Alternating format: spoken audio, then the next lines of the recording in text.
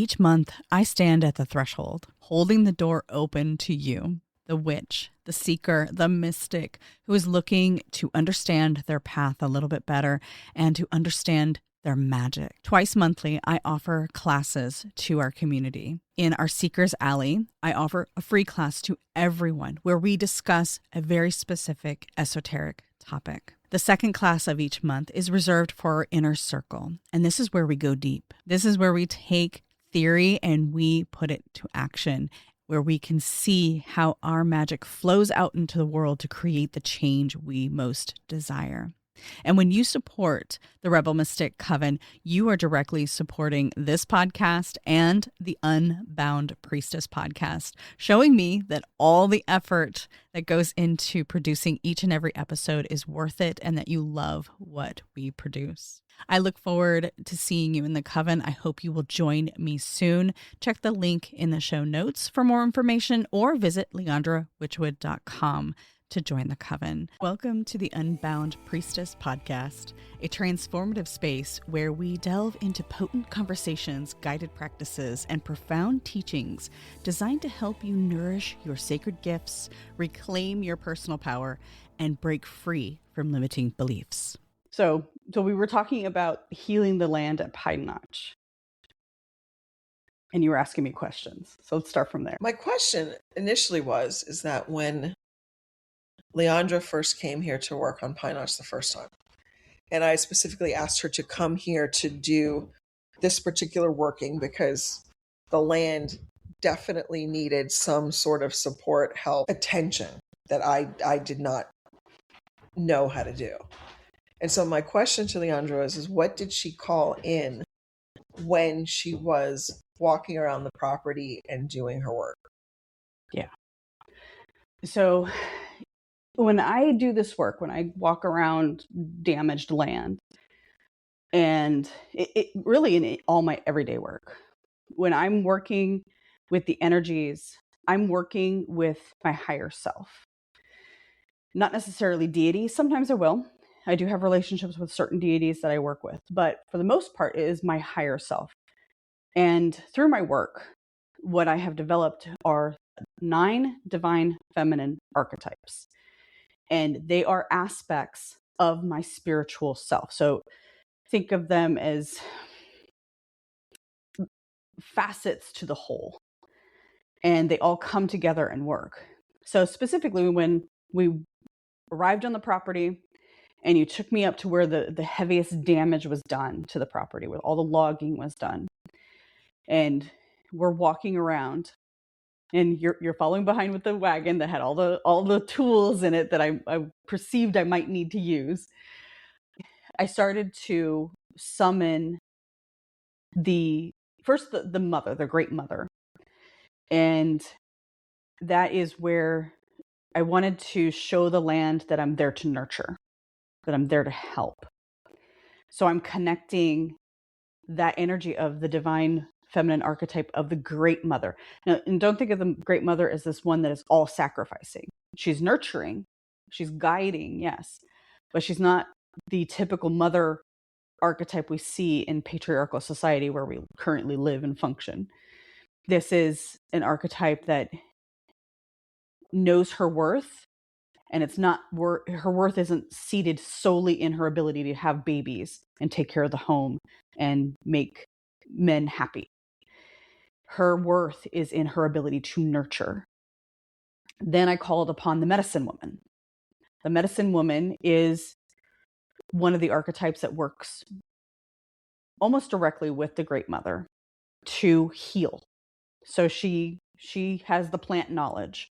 She has the deep knowledge of aggressive healing, but also gentle healing. So I started calling those two in. And as we were walking around, of course, I started with my different tools, pulling them from the wagon, trying to communicate with the land to see what the land wanted from me first. I'm not there to demand. I'm not here to lay expectations down. I'm here to communicate. And with that, that's when I also call in the queen archetype, because the queen knows her own authority, knows her own boundaries, knows how to lead without ego, to lead with instead of lord over.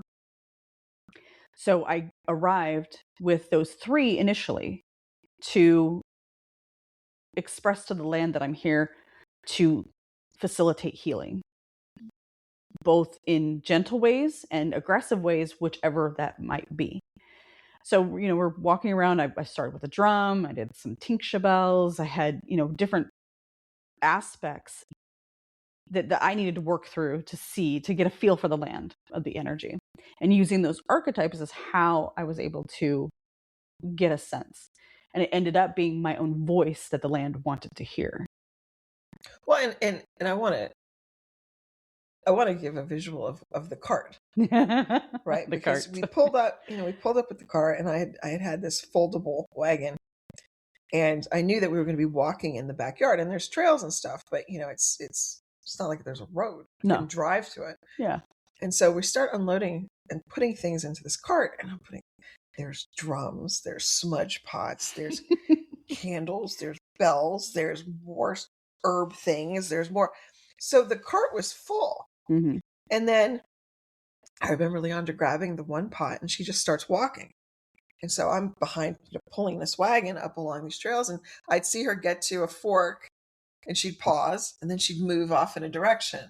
And so it was like she was going somewhere, even though she had never been back there. No, I had never set foot on this land. Yeah, right. So you'd get there, and it would be like, oh, where's she going to go? Is she going to go left or right? Oh, she's going right. Okay, we'll go to the right. Oh, where's she going to go left or right? Oh, we're going right. Okay, we're going over here. But then you saw the trial and error. She would take the drum, and she's drumming a bit. And then she comes back. She's like, yep, didn't like that. And then she went and got something else and had to go get something else and come back. And so you could see there was a dialogue happening where Pine Notch was being very specific about what it did and did not want. I think in all respect to Leandra was like, yes, I appreciate what you're doing, but we don't want the drum. Right. Whichever archetype that's associated with, that's not the one we wanted at that moment. We wanted something else. And eventually it was just Leandra singing. And I had kind of gone off with the cart to the side, and we were at the header where there's this giant pile of the debris from the prior logging. A lot of it's still there. So there's this giant pile of discarded. Yeah, it was devastation. And that area was carved down like 4 or 5 feet from what was probably the terrain of the property in order to create a giant turnaround where those giant 18-wheelers come in, take the logs, and they drive out through the gate to the road to take the logs to market. So that is the center point. That is where all of the trees got taken in order for them to be taken away. Yeah.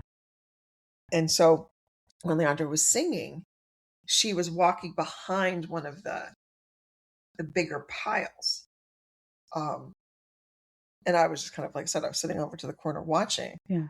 But when you're calling in those different archetypes, how does that relate with what might be a spirit of the land? Because I know a lot of the times we've talked about the spirits of the land either not being gendered or just being old or just being. Is there a sense of how they react to the archetypes you're pulling in? Yeah. And I love that question because it's something that I think we confuse in patriarchal society. We confuse this idea that men, women, male, female are these dichotomous expressions. When we're looking at the divine masculine and divine feminine, they are expressions we all have. They're all within us. They're not gender specific, but they are energetically specific. So when we look at the divine masculine, we're looking at someone who is emotionally intelligent, who calculates before acting, that has more of a fiery presence, like a fire personality, but is not reactive with like fire might be. And then we might think of like a feminine personality archetype structure as being more fluid. So I look at it as like the story of Shiva and Shakti, where the divine feminine in that story, she is the wild waters who is washing across the land, creating as she goes, but also destroying. And the divine masculine is the riverbank containing that energy, directing it so that it can be productive and not destructive in its wake of creation, where it's more focused, where you get the more linear side. So the masculine would be more linear, the divine feminine would be a little more chaotic and creative, right? So the divine feminine archetypes, they embody that creative, chaotic nature, the wildness of the female archetype that is tempered by the divine masculine. And in all mythologies, when you have the divine feminine, the divine masculine, god, goddess, you typically see them in pairs because they temper each other. They work together. So in nature doesn't recognize this dichotomy that we create in our human experience.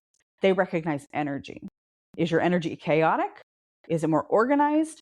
Is it more creative? And how is that going to fit into my thriving? Because a tree knows how to be a tree. It doesn't question itself. A flower knows how to be a flower. It doesn't question itself. It knows what it needs to do to thrive. It needs to root deeply. It needs to get nutrients. It needs water, and it needs the sun. It needs to grow down as well as growing up. And it doesn't, a daisy doesn't try to become the oak. They know. So they know energy very intimately, where we as humans, we always question, well, am I doing it right? Does this feel right to me? Am I following the right path? Am I doing what's expected of me? Am I being authentic? Because we have been so conditioned to deny our authenticity so that we fit into this paradigm, this mold of productivity. To what end? But nature doesn't see it that way. Nature doesn't produce just to simply produce. It's a cycle. The fruit tree produces the fruit, drops the fruit, the animals eat the fruit, and then they defecate and the tree is fertilized. Or the fruit rots and the tree is fertilized. It's a cycle where we don't, in patriarchal linear societies, we don't function that way. We produce to serve this 1% who hoard all the resources that we produce, our time, energy, money, all the resources, where nature doesn't do that. Nature gives freely. And that's the matriarchal model of how they function. So when you come in and you're working with a plant spirit, you can't come in and this is what we're going to do. This is how we're going to do it with these hard linear things. They're more of a divine feminine energy. So when I'm working with the divine feminine energies, what I'm doing when I'm testing is I'm testing which ones do you need? Which ones are you looking for right now?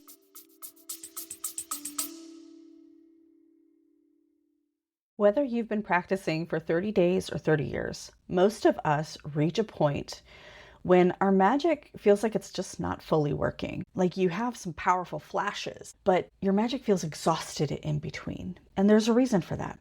It's not because you're doing it wrong, but you might be doing it from an incomplete foundation. You're missing something solid underneath you. Rediscovering the Divine Feminine is a 9-week live immersion through all 9 Divine Feminine archetypes, from the primordial to the mystic. This circle officially opens July 9th, complete with live sessions, digital grimoires that you put together to build something full. I include a private community space and a direct path to the Temple of 9 for those who are ready to take this journey further. To enroll by June 30th, you will receive an exclusive invitation to the pre-initiation circle on July 7th. This is a live gathering that will not be recorded. Find the details and the enrollment information in the link in the show notes, or visit leandrawitchwood.com. The map is waiting, the foundation is being built, and I know there is a version of you that is ready to take that step. Blessed be. So when you started, because I saw, like I said, you started with the drum, you started, and then when you finally found the language you were going to use, which was going to be the singing. Yeah. What was the energy that Pine Notch gave you back? What was the response, and what was it responding to? Was it responding to the Great Mother? Was it responding to what was the frequency you ended up finding at that time? The frequency I found was a combination. So it was more than one wrapped together. So it was a combination of the Great Mother, the Medicine Woman, and the Queen coming together. I think there was a little bit of the child in there too, the play. When we first got here, like there was a resistance. There was a big trust wall up. I'm not working with you. Who are you? What do you people want? We've already been devastated. There's so much going on because you had construction going on in the house. You had all kinds of renovations going on. And by the way, we're sitting in the house right now. It's done. So there was this wall of resistance. I don't want to talk to you. Who are you? Go away. It didn't want anything to do with us. But once I opened up, and it was really what it required was a piece of me. I needed to offer a piece of me to show that I am here for reciprocity.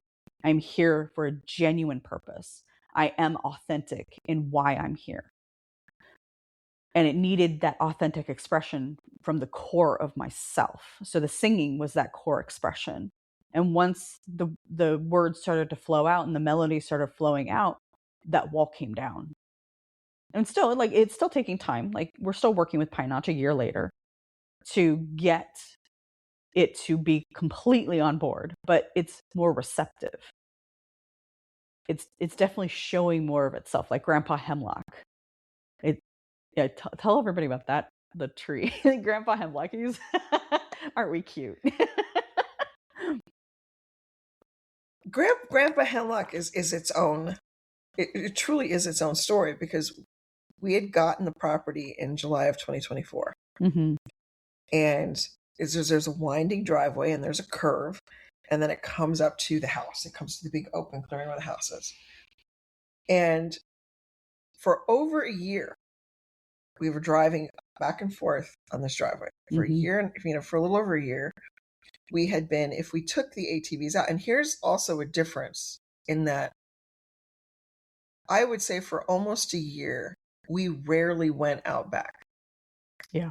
You'd go out there and you'd maybe drive around once and then you'd come back in. Like, there was you just did not want to go back there. It wasn't like you felt creepy or evil out there. You just didn't feel like you just wanted to be back there. It just, right. You'd get out there, you'd turn around, you'd come back. You'd go down the driveway sometimes, you'd get the mail real fast, come back. You wouldn't linger in the outside spaces. And that was why I had the idea, because I had now, in that March of that year of 2025, I had met Leandra for the second time, which is what got me the idea of, okay, I know this is what I'm running into. I need somebody to come in and give me a different perspective as to why is it reacting this way and what can we do. And so it was probably, I would say, we'd been back and forth, May, June, July.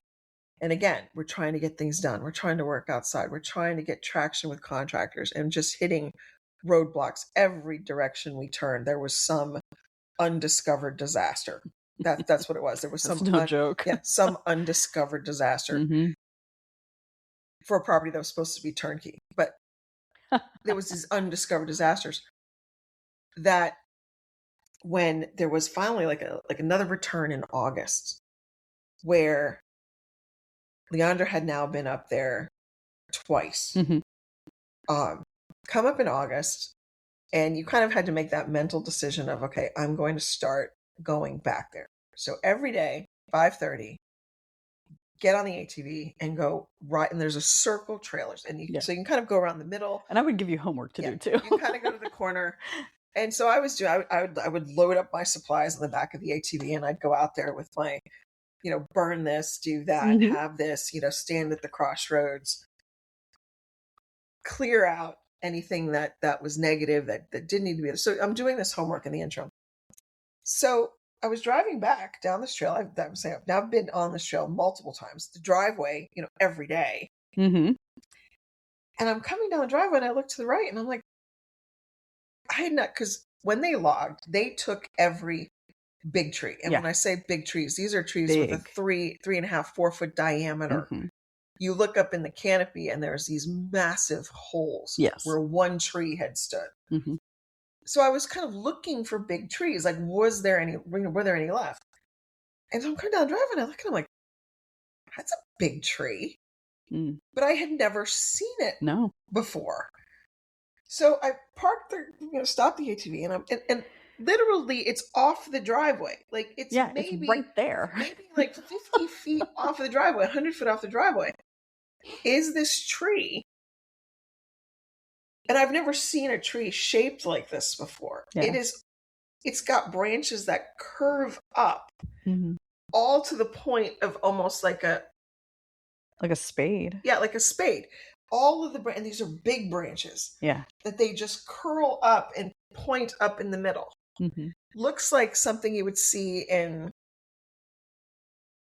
a Guillermo del Toro movie. Oh, yeah. Or a like a dark fantasy. Yeah, dark fantasy kind of tree, that it would be the tree in the center of some open meadow. Right. Like I remember that final battle scene in Stranger Things where there's that big tree in the middle. I'm like, oh, now he's moonlighting in Hollywood.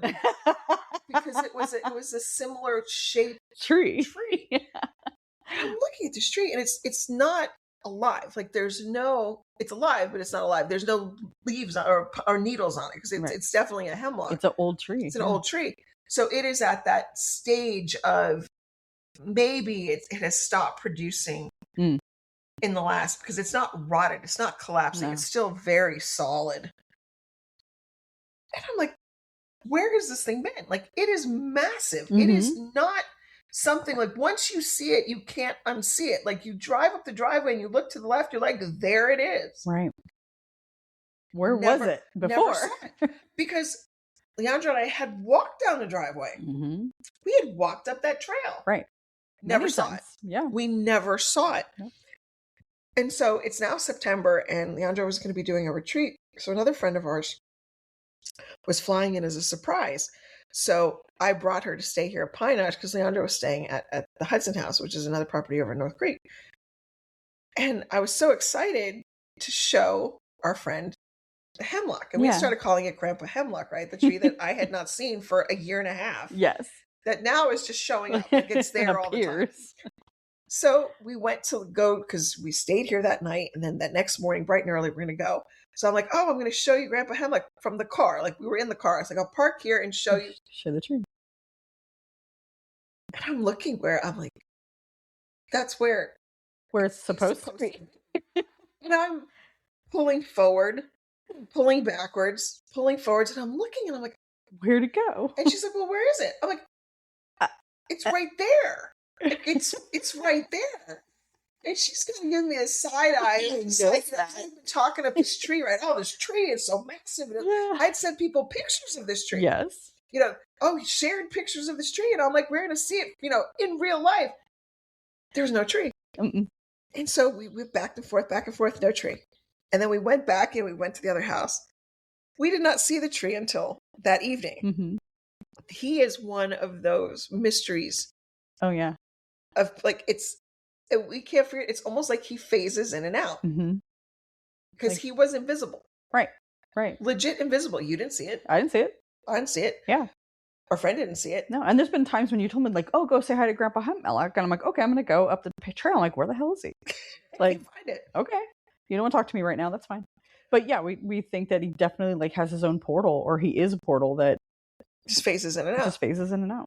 But, and I guess the question is like, again, when you were pulling in these energies, do you find it responding to one over the other, or is it all of them, or do you get a different response? Like Hemlock's response seems to be like, you guys are so cute. Yeah, you're so adorable. That's so sweet. You guys are here asking permission and talking to us. Yes. And, being all, is it okay if I touch your? You guys are so cute. You're so cute. Yeah. So the most part, the trees up here are very standoffish. They don't trust. They really don't. And for for rightly so. I mean, I'm looking out the window where we're sitting right now, and there's two giant stumps from trees that they cut down for no freaking reason.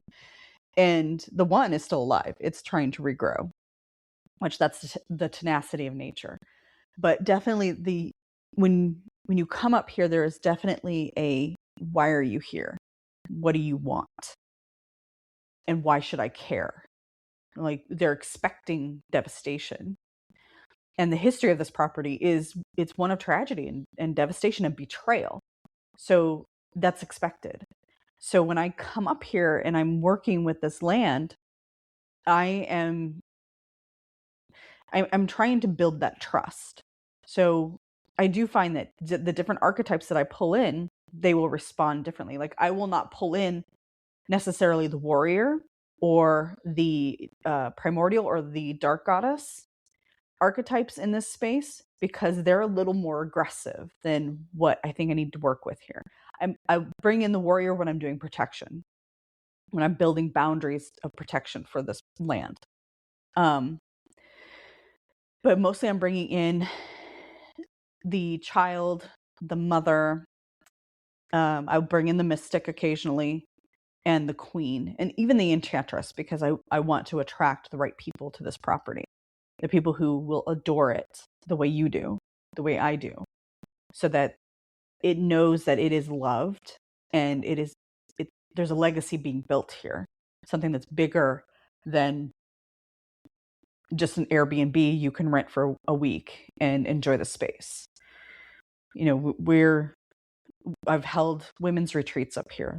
And this will be like my headquarters for women's retreats, because it's such a special place. It's such a beautiful place up in these 6 million acres of forest.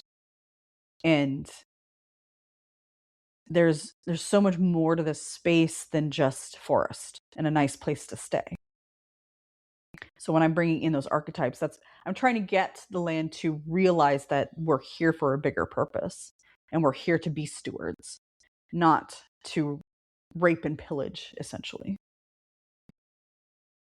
And I mean, and there have been times, I think, where there's been a little bit of pushback. I mean, I've seen you pull in that more assertive archetype, like when we were all sitting on the driveway, and there was something kind of walking out of the woods, or kind of creeping out of the woods. Yeah, it was a little creepy. It wasn't even walking; it was kind of creeping out the woods, and it was like,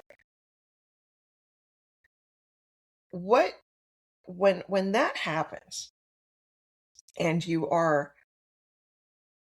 because I would have two questions with that, like, why is that here? And what is that a part of? And is that something that was organic to here, or something that gained a foothold here when all of the negative happened? Yes, that's my feeling, that it gained a foothold here. It's not here now. So what I did, it got the message, and it's gone. Like, you can walk out there pitch black. It's so dark out here. You can walk out there pitch black and you won't feel threatened at all. You don't feel threatened in the house. There's no energy here that is intimidating. I won't even say threatened, because that was really not even the right word, but intimidated. Like, you don't feel creeped out. You don't feel like you're being like stalked from the woods. Now the trees are watching, of course. They're always like, what's going on down there? They're aware, but it's not this like creepy, foreboding feeling. And that night, it was our first time, like, we were sensing the energy, because we were trying to find that boundary, because there's a definite boundary on the property. So the previous owner, she was eccentric, and she built an evil eye on the property. So she definitely had protections up on this property. And we found one night, and we were trying to find where it began and ended, and we found it. And as we were walking back up the driveway, and it's dark, it was getting very dark, like, you could start feeling like the energy close in. And that's when that entity came forward. And some of it was just curiosity, like, think of, one puppy versus 100 puppies. Some of it was that they were just curious, because they're like, wait, this person's recognizing us. They're wanting to communicate with us. Let's go and see what they're up to. But there was the one was just, and my son saw it too. My son saw it first. And he was like, that doesn't set right with me. And then when I started tracking it, I'm like, yeah, that doesn't feel right. And you even sensed it without realizing that you sensed it, because you were sitting on the rock at the trail opening where it was coming through. And just as it started coming closer, you got up and came towards me. And that's when I decided to do that protection circle. And when I started I'm getting the chills talking about it right now. And yeah, so when I pulled in that authority of like, this is a sacred space. You are not welcome here unless you're here to help. Unless you're here to help us rehabilitate this land, you were not welcome here. And when I pulled that in, I was definitely pulling in the queen and the mystic, those two archetypes together, and probably and some of the warrior too, because she governs the boundaries, the borders, the shield of protection. And so the mystic, if you look at the mystic, she's the balance of them all, of all the archetypes. So when I pull her in, she is pulling energy from them all in that aspect, and all their wisdom, all their lessons, all their energies. So she can be the queen, but she can also be the warrior at the same time. So when I'm working in circle, and you've seen the difference when I'm working just working, but then commanding a circle, the archetype I'm pulling in is the mystic, because she is the accumulation of them all. And in that particular moment, it was definitely, I had to put a solid boundary up. Like, I called you guys to me. I'm like, get over here, guys. And it was a physical reaction. My son was touched. I was touched. And then when that boundary went up, it was gone. So yeah, it's wild. Well, and I think, and since then, like I said, we have wandered around at night, or I would go out one of the upstairs decks. Yeah. When it's just so dark, or it's just the full moon, which then illuminates everything. But I have walked into what would be, the woods. Yeah. And not felt threatened or worried. You might feel curiosity, or just kind of like, oh gosh, what are they doing now? Yeah. Why are they walking around at midnight? Right. There was one night that her son, Leandra and I, we decided we were going to go walk in the woods. It was January. Yeah. So it was snowing. And it was snowing. So we're out there tromping around, and it's cold. We're all in our ski pants. It's freezing cold. It starts sleeting. And we're just walking around out there. And eventually it was kind of like the message wasn't, you guys really need to go. It was like, what are you doing? You guys need to go go inside. Yeah. What are you doing? You're not supposed to be out here. You're not supposed to be out here. There's things that have to happen out here that, we're having whatever. It was a staff meeting, a community group. It was, I don't know. It was like, a meeting of the minds out there. That they're like, you guys are really, it's sweet that you're here, but it's sleeting, and what are you doing? And then, so we all just kind of were like, okay, time to go. We kind of wandered our way back in the house, covered, and we were sopping wet at that point. Yeah. Good thing we had our ski pants and stuff but on. But it wasn't a get out. It was more of a just like, sweeties, it's nice that you're here. We appreciate it. It's like, you gotta go. Like, go. Time for the children to go inside, and we're gonna do it. It's time for the adults. It's adult time now. You guys need to go. That's exactly how this land looks at us, because it is so ancient. It looks at us as children, like we're infants to them. And that's the impression I definitely get, especially when we're out and it's active, because you have so many portals on this property. I really think it's like Grand Central Station for beings that we can't see with the physical eye, and especially nature beings, so tree spirits and land spirits, and even what would be considered the fae. And it was definitely that impression, like, we have business to do. Like, what are you doing? And there was so many spirits moving around, and they were just passing through. Like, they were just minding their own business, passing through. So it wasn't, since that night when I set that solid, hard protection over the property, the creep factor that was there is gone. So all the spirits here are pretty helpful, and they just kind of look, oh, aren't you cute? Yeah. Well, and I think it kind of enjoys, like, I've gotten more of a sense of expectation of, oh, so what are they going to do now? Yeah. Like when we did the labyrinth on the driveway. And, we opened, we created a circle, and this labyrinth is on the driveway that the members of Leandra's group that were there, as part of their final exam study kind of thing, culmination of what they had worked for. Yeah. And that friend of ours that, surprised us, surprised Leandra and me, and that was the best. We were all sitting out there, and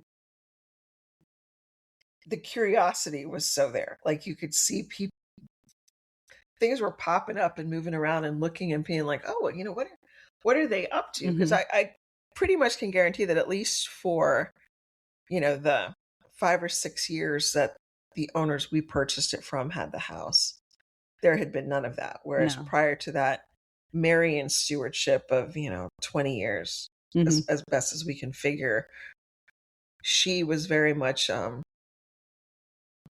she lived in this house till she was 78. Yeah. All on her own. Like, the neighborhood gossip is that, she would fill up the oil tanks at the beginning of the winter and not plow the driveway because the driveway was grass. So you didn't have a snowplow digging up her pristine yard. And then she was openly forever wild. Like, she she litigated against the power company when they tried to put in the high transmission power lines on the edge of her land. And normally they just take it. Yeah. And she sued them, and we own to the middle of that transition line. She did not give up an inch of her property. And I still have kept her posted signs on the fence, because one side of the gate says Mohawk Power, the other one says Edlin, property, no trespassing. And then you put the name of who owns it, and it's Edlin. And I'll always leave that there because they litigated against a power company saying, we don't want you here. Right. So I'm sure when she passed, and, there's the mystery in the story of, that her will, that she had a will that was supposed to cede this 50 acres. And then there was 150 acres across the street. Were supposed to go to conservation. She wanted to preserve those trees. Yes. And so when she passed and this mysteriously disappeared, and I've talked to, because everybody here knows everybody who knows everybody. Right. To the company that was hired to do the logging. Yeah. Was told, we want every nickel taken out of here that we can. And so they even stood around and pointed to trees around the house and said, can we just take those too? How about those? How about those? How much can we get for that one? Can we get that one too? And I will give this logger credit that he was like, you kind of want to keep a buffer around the house. Because if not, you literally would be sitting on the deck looking out at just devastation. Yeah. And I'm seeing it. This is 10 years later. Yes. And when you look at the sizes of these little white pines that are coming up, and you realize that's 10 years. 10 years. It is a span of time that, you won't even come, because I'm sure these little pines started at nothing. Yeah. Are now about, 4.5 foot tall, 5 foot tall. But the big ones that were left were the disease. They were the old or the juvenile. So like 10 years ago, they were a lot thinner. You couldn't even get a 2x4 out of it. So they left them, but they're unsupported. Yeah. So whenever there's a windstorm, we just lost a big one. That is probably 100 feet, 80 feet, if it's an inch, perfectly straight. And it came down in this area that we just had cleared with goats, but that's another story. But because it's not supported. They all had each other buffering the wind. And even the neighbor was saying that, they never had the windstorms that they do now, that the forest blocked it. It did. Yeah. And he's lost trees around his house because they're getting hit now across a big open space that had hundreds of trees. Yeah. And they were big. These were not little trees. And so you've gone from a windbreak of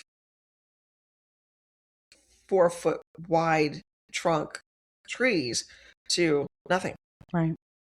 Yeah. So, that is kind of the unintended consequence of taking what you take and leaving the rest. But, so I'm sure, like when Leandra was talking about the betrayal aspect of it, it's raw here. Yeah. And every time, it's so funny because of course, we all listen to what Leandra says, that, my husband will go back there with a weed whacker, for example. And before he even starts it, he openly addresses the property and is like, I know this is going to be loud, Yeah. but this is what I'm trying to do. Or when he takes the chainsaw out. Oh yeah. Because there's a log across the path, or we were trying to basically clean the trash. Yes. Right. That when we were able to see the dirt after the goats had been here, Mm-hmm. even the goats were having trouble navigating the property because there was so much debris left from the logging and just topsy-turvy. Yeah. So, and you found some wild stuff in when they got down to the ground, right, when the goats were finished. Right. Like just stuff they left behind. Right. Random pieces of metal and things. So we started hauling out these fallen trees. Like, we're not taking anything down, but we had to cut them into manageable pieces. Yes. So every time we turn on that chainsaw, Jody's like, I'm not cutting anything that's standing. This is just for what's on the ground. Yes. So we can clear it out. So you have some room to breathe here, right? Or cutting it where they've fallen against some of the newer trees so that they could move back up into position or things. But we were very conscious of every time we turned on that chainsaw, because there's a shift, like there's a bracing that happens, because I'm sure it got used to hearing this horrible sound. But yeah, it's the funniest thing, because I've walked in the back and I hear my husband just shouting out into the void, I'm just going to be cutting what's the logs. I'm not doing anything new. I know it's going to be loud. I love it. And without any hesitation, because Leandra said that's what you're supposed to do. So I've heard him just shouting out into the void. And I'm just doing this right here. State your intentions. We're just moving the logs. I promise that's all it's going to be. It's not going to, we're not bringing any machinery. We're not, going to be devastating anything, because we don't want to go backwards, right? We don't want to add insult to injury by being like, oh, and unintentionally, this is what we're doing. Yeah. But yeah, like that residual trauma. But I think what's been, because I'm fairly new in all of this, right? So, and there's a huge part of my logical brain that's like, okay. But I have seen a progression. Like that first summer, and this is 2024, that first summer, I remember my husband and I kind of sitting on whatever remaining furniture was left here and being surprised that there were no birds. Yeah. Like referring all the time to, we have more birds in suburbia in West Virginia than we do here in the woods. Like, you heard nothing. You saw nothing. You didn't see them flitting around. You didn't see them flying around. There were no birds. And it was very obvious. Like, to the point of they just were not there. And you expect to see them. Yeah. Because at trees, birds. At the Hudson House, it's like, you see birds everywhere. There's birds all the time. Nothing. Just quiet, like nothing. And you drive around the back on the edge, see nothing. And now you hear them. Yeah. Like, it started last summer. Like, now we're into 2025. We've already been working on it since May. Yeah. By the fall, they were starting to come back. You were starting to hear them. You're starting to hear them out back. You were starting to hear them, but you didn't really see them. No. I've seen a couple as we're sitting here by the open windows. We can hear them. We hear plenty of them, a big variety, and they're everywhere. And I've seen a couple, like we had one little tiny guy in the clover underneath the window, and they're definitely coming closer to the house now. Right. Like, I've seen more flying by. I've seen more. We would only see them on the driveway. Yeah. And they would fly right in front of and land on the driveway. And we'd be like, what are you doing? What are you doing? We're going to run you over. But that was kind of the only place until now, here we are, 2026, 2-year anniversary. There's exponentially more out there. Like, you hear it all the time now. There's a background noise of birds. Yeah. That before was absolute quiet. So, I think when you actually see a progression of progress, and that's where, when I was asking, this whole thing started was because I'm obviously vested in what I call the green side of Leandra, the nature Leandra, the herbalist Leandra, the plant spirit the Leandra. plant spirit Leandra, the Leandra talking to trees. You know, the Yes. joke that, you know, before she drove in yesterday, I'm standing on the balcony going, she's gonna get hit. You know, or specifically like when I go out back, Yeah. right, and I'm trying to do my homework or whatever, I will always preface before I do and being like, by the way, I'm friends with, I know Leandra, and I'm out here. Just clout, man. Yeah, I name drop. I completely name drop when I'm out there. I'm like, and by the way, I'm friends with Leandra. I know Leandra. Yes, I'm doing this, but Leandra told me to do this. Yeah. This is my homework from Leandra. Right. I will totally name drop Leandra as I'm walking back there, to be like, just to give myself some credibility as I'm, blundering around, I'm sure, and everybody's probably watching me going like, well, she definitely doesn't see anything, does she? As they're all standing probably around me in a circle. But I'm like, I know Leandra. Like, I'm going to make a badge. Like, I just wear it like a lanyard around, like, friend of Leandra, just so that, if they're checking my card, if they're checking my ID at the crossroads, they're going to be like, okay, she can stay. Yeah. She knows to stay. Yeah. But, it's, and so I was specifically asking, all right, well, if now is, you're expanding and you're consolidating your knowledge of all these different disciplines that you've been involved with for, 20 years, 25 years, 30 years. And we're talking about these, the 9 feminine archetypes, and you're wanting to expand that programming.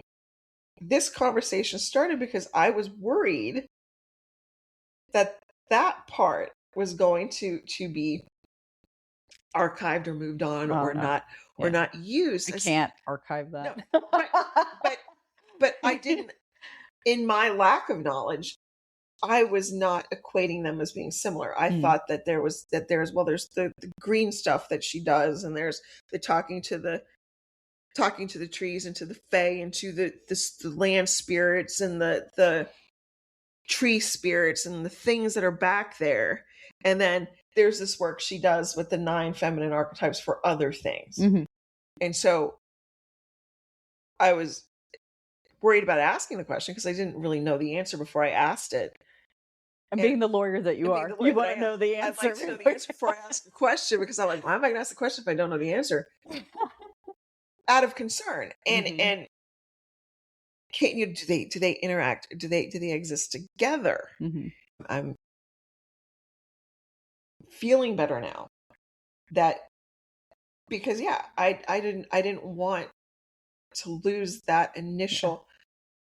When I asked her, hey, could you come here? It wasn't for the divine feminine. It was for, can you talk to this property? Yeah. And because she'd been telling stories at this retreat I was at about, she's got this blackberry bush at her door, or the plants outside, and she has these conversations with plants, and I'm like, okay, I'll roll with that. I've got 50 acres. I've got 50 acres of plants, and all I know is I walked back there, and my first summer I was covered head to toe with either hives or poison ivy. Yeah. And I had the Department of Environmental Soil and Conservation here walk to the property for 5 hours with my husband and I, and said he did not see a single sprig of poison ivy anywhere. We have never found the source of this poison ivy. Right. And I remember that end of July, August, being covered and going, why does it hate me? Yeah. Because we've never found it. No. It's never happened since. We've walked through there. Everywhere. We've gone through every inch of this place. Yeah. And you're identifying plants. Is this poison ivy? It's like, no, this is blackberry. Yeah. What about this? Nope, that's raspberry. What about this? Nope, that. Yeah. We've never found it. And it wasn't. So, so I guess, because we didn't start recording until after you kind of started answering. How do those divine archetypes, the feminine archetypes, incorporate the green part so that someone wanting to work with property like this Yeah. and heal property and commune with property can use the archetypes to do that. So it boils to, like, boil it down to its basic component. It is relationship. So it's anchored in this matriarchal ideal of relationship and reciprocity. So if you want to get to know Blackberry, you need to show Blackberry that there is an equal exchange of energy there. And this doesn't mean you have to, like, constantly give, sacrifice something or give an offering every day. It's giving a part of yourself to be seen by that plant so that you can receive. And this is where the divine feminine archetypes come in, because when we're working with the divine feminine archetypes, they lay that foundation for us to learn the specific lessons of that archetype, do the shadow work that blocks us from connecting with that archetype, and then embodying the essence of that archetype so we can do this work. If healing land, working with nature spirits is something that someone really wants to do, we have to get good with ourselves. We have to recognize where we are getting in our own way, where our programming, narratives, perception, and projections get in the way. So when we work with these 9 archetypes, they're essential because they teach us about who we are and they connect us to our higher self. And when I'm working with plants directly, and that's how I blend my teas, I want to show the herb, the plant that I'm working with, that I'm here for a genuine purpose. I'm not here to commodify it. And I speak about that a lot. Like, commodifying your ingredients is not how you do magic. That's one of the only things I'll ever tell witches what they're doing wrong or what to do on their practice is don't commodify your ingredients, because you're working with a spirit. You're working with an energy that is bigger than us, that is beyond sometimes our own comprehension. And if we can't get over ourselves, if we can't get past ourselves, if we can't deal with our shadows that hold us back or encourage us to project things onto our work and our ingredients, then we're never going to have that deep relationship with it. You can go do an ayahuasca ceremony all you want. You can go do a belladonna ceremony all you want. But if you're not going into it with an intention that is pure, that is authentic, and I don't want to say pure because I don't want to tap into purity culture, but authentic is what I'm going for, you're going to have a negative experience. You're going to have a traumatic experience because these plants need you to see who you really are. They need you to be authentic.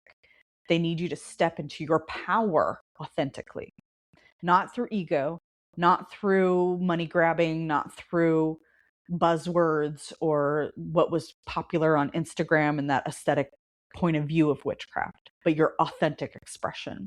And that's one of the reasons why when I was walking around and I was testing the drum and the bells, and then finally it was my voice, they wanted a piece directly from me, my offering to the land. So when we're working with the divine feminine archetypes, we are working through the shadows of each. We're reclaiming pieces of ourselves that have been fragmented and given that have been given away in our culture because patriarchy demands it, because capitalism demands it. Think about it. If in our capitalistic society, if we were fully in our power and we fully accepted ourselves for who we are, we would never need half of the things that they market to us. We would never be swayed by emotional marketing because we would not be easily manipulated like that.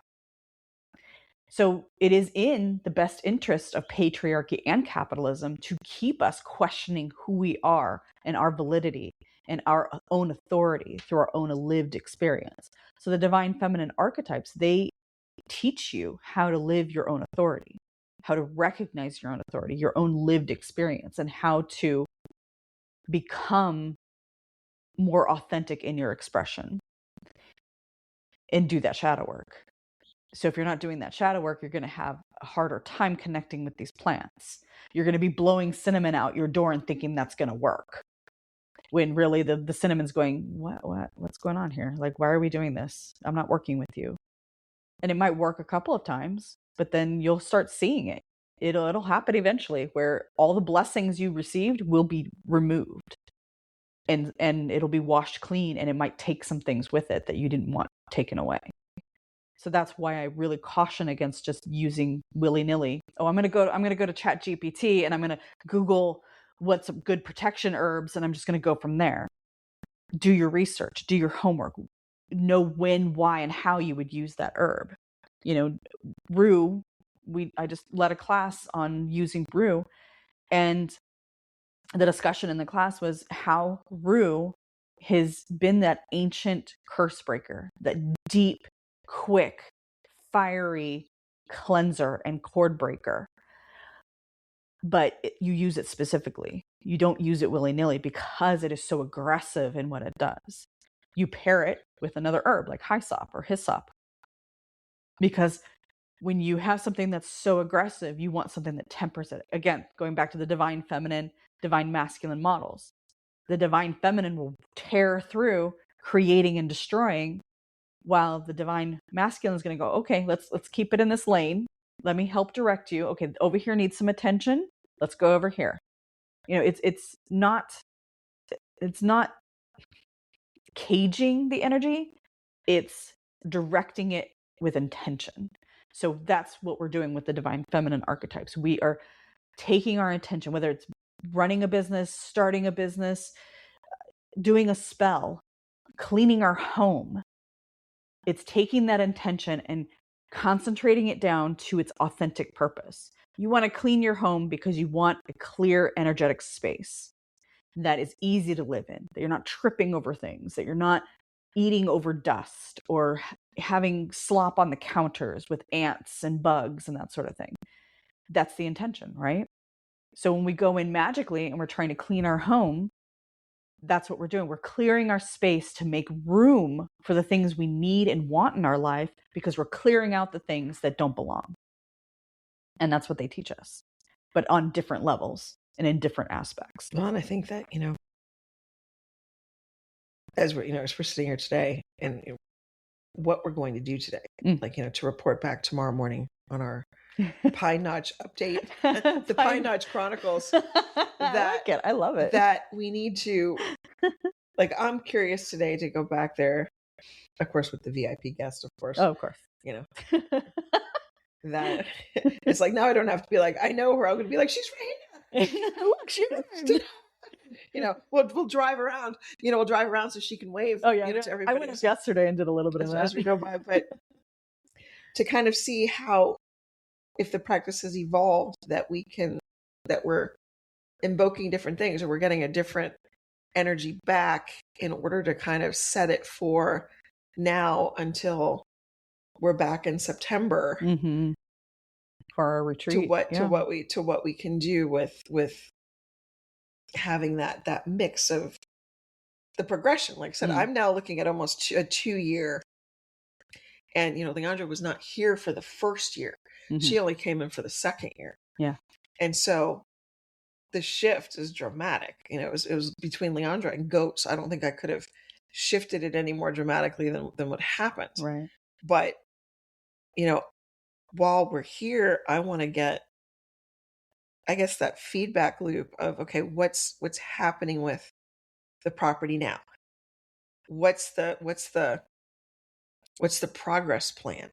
Because it's like anything else. We're bringing the foresters in to tell us, okay, this is, you do need to get rid of the brambles. You do need to start thinking about how you want the eco structure of the property to be, but also energetically. Okay, now we've got the bird population is back. How do we bring back, the turkey herds? How do we bring back we saw that we have a Fisher cat back there. Yeah, that's cool. The deer, of course, and the coyotes. We've got those. That how is that working, and how can we support what we're doing, but I think energetically to make it the place where the animals are being able to be calmer, because I don't think they've gotten a lot of calm. I think they've gotten a lot of activity and a lot of manipulation of the property, but then it just got left or not cared for or abandoned. And it's like, okay, abandoned again. Mm-hmm. Absolutely. So, all right. So we're off. We're off for the Pine Notch Chronicles. Now we're going to be boots on the ground. Yeah, boots on the ground. We're going into the woods. Going into the woods. Well, thank you for talking with me. This is good. So thank you.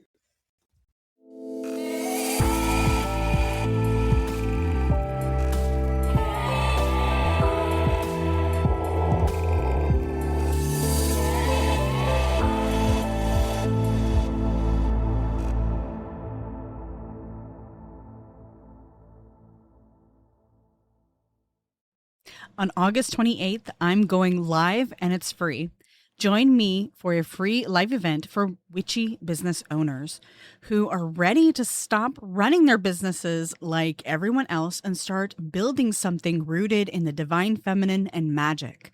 When you register, you get my free Business Witch Grimoire with 5 essential practices and your free seat for this event on August 28th, where I walk you through how to use this resource.